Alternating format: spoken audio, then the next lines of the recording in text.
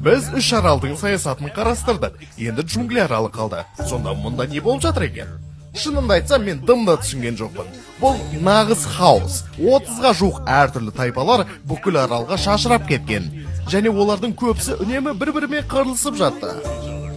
Кімдер олар? Не болып жатыр?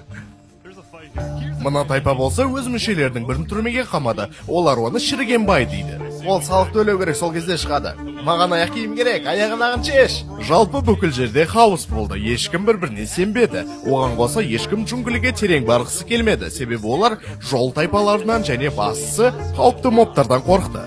Шындығында біз криперлерді алып тастауымызға тура келді. Себебі олар тым көп ойыншыларды өлтірді.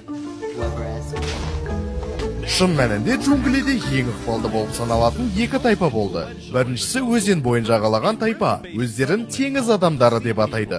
Оның басшысын кездейсоқ бір тайпаның адамы өлтіріп кетті. Жаңа басшысы Йетспик өз билігін тәртіпті сақтауға арнады. Сонымен қатар адамдардың қуанышын сақтау үшін әртүрлі шара өткізді, мысалы стендап комедия. Менде жұмыссыз адамдар туралы әзілдер бар, бірақ олардың ешқайсысы жұмыс істемейді. Екінші ықпалды тайпа джунглидің дәл ортасында орналасты. Және бұл жерде бөлек фракция Сеф есімді ойыншыға табыну болып көрінді. Сәлеметсіз бе, Сеф мырза? Қалай жағдай, бро? Мынауың қорқынышты ғой. Сонда сіз бұл жеке тұлғаға табыну емес деп тұрсыз ба? Жоқ, мен олай айтпас едім. Бұл өмір салты, бұл дін. Ақыры мен ұшып бара жатқанда мен кездейсоқ бұл жігітпен тағы да бетпе-бет келдім. Бүкіл әлемді жаулаймын. Сенсеңіз де сенбесеңіз де, ол шынымен де өте әсерлі топтың басшысы атанды. Оның тайпасында көптеген ішкі драмалар болды. Мына соғып жатқан мұнара сияқтын көріп тұрсың ба? Өте керемет екен. Күшті. Ана жақтағы фермамызды көріп тұрсың ба? Ол да өте әдемі. Енді мына жүр. Мынау не екенін айта аласың ба? Қысқаша, Озак тайпасының екі мүшесі кітапханашы мұнарасын салған, және ол оны ұсқынсыз деп өртеп жібергісі келген. Кітапханашылармен сөйлессем, олар маған Озакқа кітапхана ұнамайтын жалғыз себебі ол сауатсыз деді. Жаңа айтқанымдай, драма. Бірақ джунгли жалғыз проблемалары бар орын емес еді. Жазықтар аралы дамудың келесі кезеңдеріне жетті. Мына жердің бәрі күшті ғой. Бірақ сонымен бірге шиеленістің өсуі байқалды. Бірінші демократиялық мемлекеттің жетекшісі Хорус Краун, екінші мемлекеттің басшысы Сайтфолдың қар аралына потенциалды одақтастарды іздегенін біліп қояды.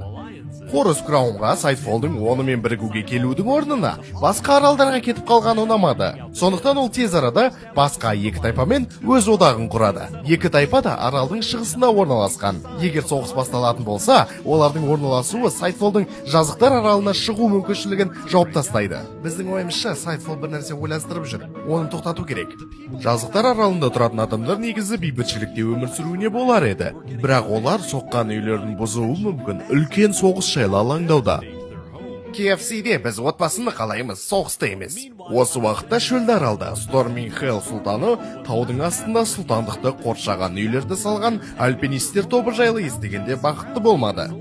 Жер туралы дауды талқылау үшін топтар кездесу өткізді. Неліктен сұлтандық жер иеленуге құқығы бар? Қысқаша, кім күшті, соның айтқаны болады. Біз күштіміз, егер қаласаң күш сынасып көрейік. Шөлдегі адамдар сұлтанның тирандық мінезінен алаңдай бастады. Сондықтан олардың кейбіреулері аралдың басқа жағында демократиялық мемлекет құрды. Бұл мемлекет Терриер деп аталды. Атауы гректің бостандық деген сөзінен шыққан. Мен олардың сайланған президенті Сапыстан сұлтандық туралы сұрадым. Біз қандай да бір бейбіт қарым-қатынас жасай аламыз деп ойлаймын. Айтайын дегенім, шөлдің ортасындамыз ғой, қырылыстың не қажеті бар? Нәтижесінде әр аралдың арасында өз қақтығысы болды. Шөл аралындағы сұлтанның үстемдігі, жазықтағы одақтастықтың апаты, джунглидегі хаос пен қар аралындағы империяның құралуы. Бұл қақтығыстардың кем дегенде біреуі жақында атылатын болады.